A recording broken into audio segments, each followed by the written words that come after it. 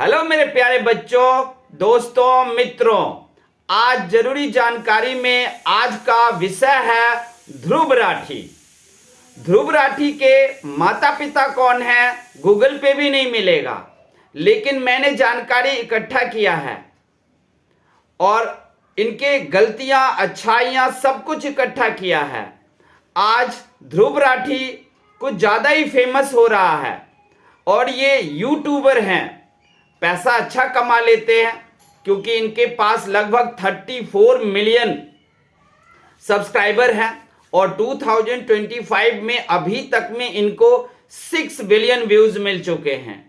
तो इनके बारे में मैं काफ़ी जानकारी इकट्ठा किया है क्योंकि इस बंदे की जब मैंने ब्लॉग देखा, वीडियो देखा, तो मुझे ये कुछ कुंठित व्यक्ति लगा।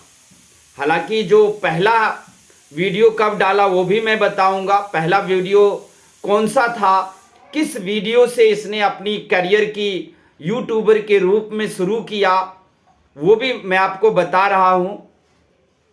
लेकिन जब ये राजनीति में आ गया तो ये एक कुंठित आत्मा की तरह मुझे जानकारी मिला कि ये कुंठित आत्मा है। ऐसी बात नहीं है कि इनकी अच्छाई नहीं है, मैं अच्छाई और बुराई दोनों की जानकारी इकट्ठा किया है। अगर YouTube पर आप जाओगे तो इनके माता पिता का नाम नहीं मिलेगा आपको, या फिर गूगल पे जाओगे वहां भी नहीं मिलेगा, लेकिन मैंने ढूंढकर इनके माता पिता का नाम भी निकाला है। तो पहले आइए इनके बारे में जान लेते हैं कि ये कौन है, कहां से हैं, क्या करते हैं, और फिर इनकी अच्छाइयों और बुराइयों को मैं बताऊंगा जो मैंने जानकारी इकट्ठा किया है। सबसे पहले ध्रुव राठी एक जाट फैमिली से हैं और हरियाणा में एक रोहतक जिला है, वहां पर इन्होंने जन्म लिया था। इनके माता का नाम संजना राठी है और पिता का नाम अशोक राठी है। अशोक राठी भी एक इंजीनियर थे और रोहतक में ही इंजीनियर थे। फिर उन्होंने दिल्ली पोस्टिंग कराई और दिल्ली आने के बाद उनको मलेशिया में नौकरी मिल गई और फिर अशोक राठी जी चले गए मलेशिया और दिल्ली में ही रह गए थे ध्रुव राठी। लेकिन फिर ध्रुव राठी पढ़े लिखे और कहते हैं पापा मलेशिया में थे, अच्छी कमाई थी, इसलिए इनको जर्मनी के कार्ल जूए इंस्टीट्यूट ऑफ टेक्नोलॉजी में पढ़ने के लिए भेजा गया। वहीं पर इन्होंने अपनी पूरी पढ़ाई की। वहीं पर इन्होंने जूली नाम की लड़की को पसंद किया और 2021 में इन्होंने शादी भी कर ली। इनको अभी एक बच्चा है, 2025 में ही हुआ है, बहुत ही मासूम प्यारा। भगवान करे भगवान उन्हें आशीर्वाद दे। और ये इस वक्त बर्लिन में रहते हैं। आप जानते हो जर्मनी की राजधानी है बर्लिन, और बर्लिन में रह करके ये ब्लॉग बनाते हैं। और ब्लॉग शुरुआती दौर में इनका ब्लॉग जो था वो ट्रैवल ब्लॉग था। इनका जन्म, ध्रुव राठी का जन्म 8 अक्टूबर 1994 को हुआ था और ये अभी इस वक्त 30 इयर्स के हैं। अगर आप गूगल पर सर्च करोगे ध्रुव राठी कौन है तो आपको वहां पर लिखा मिलेगा बदरू राशिद। निश्चित तौर से किसी ने गलत ये बात कहा है, ऐसा नहीं है ध्रुव राठी कि उन्हें बदरू राशिद नाम दे दिया जाए, क्योंकि एक सिक्के के दो पहलू होते हैं। हमें दोनों सिक्कों के पहलू को देखना होता है, फिर किसी परिणाम पर पहुंचना चाहिए कि ये बंदा कितना ज़्यादा गलत है और कितना ज़्यादा सही है। क्या ये हमारे देश, हमारे समाज के लिए न्याय कर पाता है? इन्हीं सबको हम देखेंगे। तो अभी जो ये है वो जर्मनी में है और जर्मन नागरिकता इनको मिल चुकी है और वहीं पर शादी भी कर लिए, सेटल भी हो गए। और आप देखोगे कि ये कहीं भी अपने माता पिता संजना राठी और अशोक राठी से कहीं से नहीं जुड़े हुए हैं। ना तो इन्होंने अपनी विकिपीडिया में डाला है अपने माता पिता का नाम, और ना ही किसी ब्लॉग में नाम लिया है, और ना ही कहीं पर जर्मनी में भी ये अपने माता पिता अशोक राठी और संजना राठी से जुड़े हुए हैं। ये अपनी पत्नी के साथ अपना फैमिली बनाकर जी रहे हैं। तो आइए सबसे पहले हम इनकी गलतियों को देखते हैं, कुछ गलतियां, बीच में अच्छाइयों को भी देखेंगे। तो सबसे पहले इनकी जो गलतियां हैं वो पहला है सामान्य वर्ग के विरुद्ध दुष्प्रचार। ये जो सामान्य वर्ग होते हैं उनके विरुद्ध ये दुष्प्रचार करते हैं। ये जाट फैमिली से हैं, आरक्षण का सपोर्ट करते हैं, जबकि इनको समझना चाहिए कि आरक्षण के कारण भारत के सामान्य वर्ग का जो टैलेंट है वो मरता जा रहा है। यही नहीं, सामान्य वर्ग, निम्न वर्ग और उच्च वर्ग में एक खाई बनती जा रही है। आरक्षण एक ऐसी चीज है जो एक खाई को जन्म देता है। नौकरियां टैलेंट से मिलना चाहिए, आरक्षण से नहीं। लेकिन ये सामान्य वर्ग के प्रति हमेशा दुष्प्रचार को फैलाते हैं। दूसरा है, आरक्षण को ये सपोर्ट करते हैं। आगे है, ये सामाजिक जिम्मेदारी को नहीं निभाते हैं और सिर्फ झूठ फैलाते हैं। इनके बारे में कहा गया कि ये सिविल सेवा में टॉप किए हैं और यूपीएससी में टॉप किए थे। सच्चाई ये है कि कभी यूपीएससी में ये बैठे ही नहीं थे। इनकी सबसे बड़ी गलती है कि अगर मुस्लिम पर एक छोटा सा अत्याचार हो जाए तो ये तुरंत ब्लॉग बनाकर डालेंगे मुस्लिम के सपोर्ट में। लेकिन अगर कन्हैया लाल जैसों की गर्दन काट दी जाती है मुसलमान के द्वारा, तब ये कोई ब्लॉग नहीं बनाते हैं और अपनी सामाजिक जिम्मेदारी से तब मुंह मोड़ लेते हैं। इनके पास जो 34 मिलियन सब्सक्राइबर है उसमें से आप देखोगे कि 90% लोग जो है वो मुस्लिम धर्म से हैं जो इनको सपोर्ट करते हैं, या आम आदमी पार्टी के सपोर्टर। ये आम आदमी पार्टी के आईटी सेल के अध्यक्ष हैं, जहां से इनको बहुत बड़ा फंड मिलता है। और इसी कारण आपने देखा होगा कि जब आम आदमी पार्टी ने दिल्ली चुनाव के दौरान एक फिल्म बनाया था और उसको रिलीज नहीं होने दिया गया क्योंकि उसमें बहुत कमियां थी, तो ऐसे में ध्रुव राठी ने अपने चैनल के प्लेटफॉर्म पर आकर आम आदमी पार्टी के फिल्म को भी रिलीज किया। तो इससे साफ पता चलता है कि वो आम आदमी पार्टी के आईटी सेल से जुड़े हुए हैं। और जब फिल्म इनके यूट्यूब प्लेटफॉर्म पर में रिलीज हुआ तो आम आदमी पार्टी के सारे नेता इनको थैंक यू कर रहे थे। इसका मतलब है कि ये इन्हीं के आईटी सेल से जुड़े हुए हैं। अगर आपको ध्रुव राठी को देखना है कि ये किस तरह के व्यक्तित्व हैं, तो आपको जम्मू कश्मीर के JKLF का एक नेता था, नाम था मकबूल भट्ट। मकबूल भट्ट अगर आपको याद होगा तो वो भी इसी तरीके से बात करता था। बस उस मकबूल भट्ट को क्या चुनना होता था कि किस तरीके से लोग हमारा सपोर्ट करें, झूठ फैलाओ, दुष्प्रचार करो, ये सब। अब ध्रुव राठी का जो है वो कुछ अच्छाई भी है। अच्छाई में ये है कि ये अपना पहला ट्रैवल ब्लॉग लॉकडाउन के बाद 2020 में बनाया था। ब्लॉग का नाम था travel to Italy after lockdown. और जुलाई 24, 2020 को इन्होंने अपना पहला ब्लॉग यूट्यूब चैनल बनाकर डाला था। उसके बाद my first solo travel to Colombia, ये भी इन्होंने डाला था। ये जब ये ट्रैवलिंग वीडियो डालते थे बहुत ही अच्छा है। इनकी जो सबसे अच्छाई बात ये है कि इनका इनके पास एक यूनिक आवाज है। वही यूनिक आवाज की वजह से ये फेमस हुए हैं। दूसरा, वीडियो बनाने का तरीका। ये वीडियो में क्या करते हैं कि वीडियो के स्क्रीन पर में डेटा फ्लैश कर रहे होते हैं और पिक्चर्स और वीडियो भी साइड से चला रहे होते हैं। डेटा जो भी फ्लैश करते हैं, मैंने उस डेटा को रिकॉर्ड किया, लिखा, और फिर उस डेटा को जब मैंने छानने गया तो वो झूठ डाटा डालते हैं। अब प्रश्न ये उठता है कि आखिर ये व्यक्ति इतना फेमस क्यों हुआ है, मैं ही इस पर वीडियो बनाने के लिए क्यों आया? तो इसके दो वजह हैं। एक तो जो भारत विरोधी लोग हैं वो ध्रुव राठी को काफी सपोर्ट कर रहे हैं और वो सब सब्सक्राइबर बने हुए हैं। दूसरा, हम जैसे लोग या जो भी भारत के हितकारी लोग हैं वो भी इनके सब्सक्राइबर बने हुए हैं, वो भी इनके वीडियो देखते हैं। क्योंकि आप जानते हो कि अगर ध्रुव राठी देश समाज के विरुद्ध, वो आरएसएस हो या बीजेपी हो, इन सब के विरुद्ध अगर वो लिखने का काम करते हैं, वीडियो बनाने का काम करते हैं, तो उसका एक कारण ये भी होता है कि हम लोग जाकर तो देखेंगे ना कि क्या बोल रहा है। तो जब जाकर देखेंगे कि गलत क्या बोल रहा है, तब हम गलत का सही जवाब देंगे। तो हम लोग भी इनके वीडियो को देखते हैं। जो भारत के राष्ट्रवादी लोग हैं, जो भारत के नेशनलिस्ट लोग हैं, वो भी इनका वीडियो देखते हैं। क्योंकि अगर ध्रुव राठी बुराई बोल रहा है, तो जब तक हम उसकी बुराई को देखेंगे नहीं, तब तक हम उसका जवाब दे नहीं सकते हैं। तो यही वजह है कि बुरा होने के बावजूद भी ये फेमस हो रहा है। और आप तो जानते हो कि वैसे भी बुराई बड़ी तेजी से फैलती है। और ध्रुव राठी भाई साहब जो हैं, वो तो एक कुंठित आत्मा है आरएसएस और बीजेपी को लेकर के।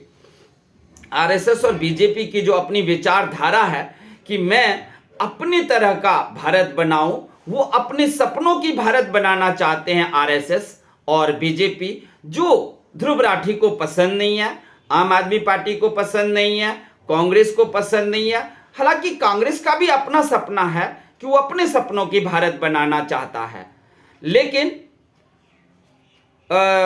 आरएसएस की विचारधारा और कांग्रेस की विचारधारा में अंतर है। लेकिन दोनों का सपना एक ही है कि मैं भारत को तरक्की दिलाऊं। और भी अगर आप देखें कि ध्रुव राठी क्या करता है, तो हिंदू पर में अगर अत्याचार हो जाए तो कोई वीडियो नहीं बनाएगा। लेकिन ऐसे वीडियो इनका है जहां पर ये कह रहे हैं कि हिंदू बाकी धर्मों पर अत्याचार करता है। आप बताइए, हिंदू ने बाकी धर्मों पर अत्याचार कब किया?